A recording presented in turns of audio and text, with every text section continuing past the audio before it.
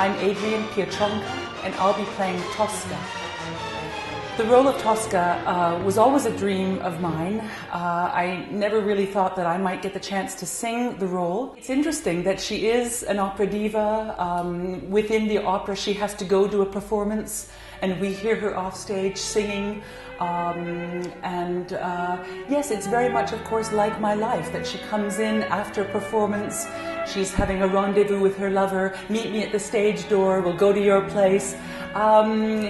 Yeah, it is kind of, I suppose, art imitating life, and I can draw on that.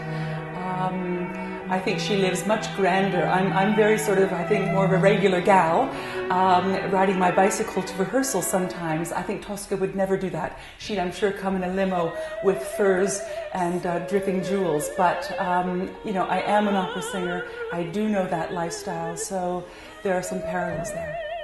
I can give you an anecdote kind of about the first time that I attended the rehearsal in the big second act moment where Tosca has to murder Scarpia. None of the roles up until then had done anything like that. A lot of the roles that I do, I mentioned, are sort of more young girls. They sometimes get murdered themselves. They never are that violent or that powerful or that strong. And Tosca is all those things. She embodies, she's tempestuous, she's of course an opera diva. She's an actress.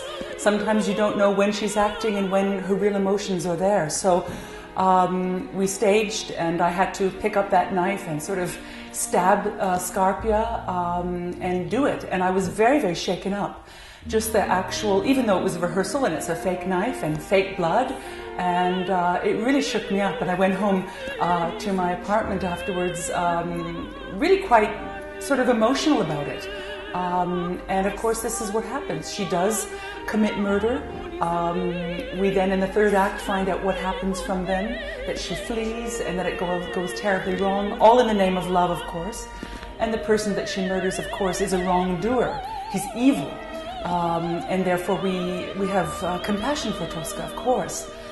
But the fact is that she's capable of doing something like that. And for me, that was a really big step from the roles that I previously played, which are sometimes queens or younger women, more genteel, perhaps royal, you know, to someone who's grabbing that knife and plunging it in, which was great.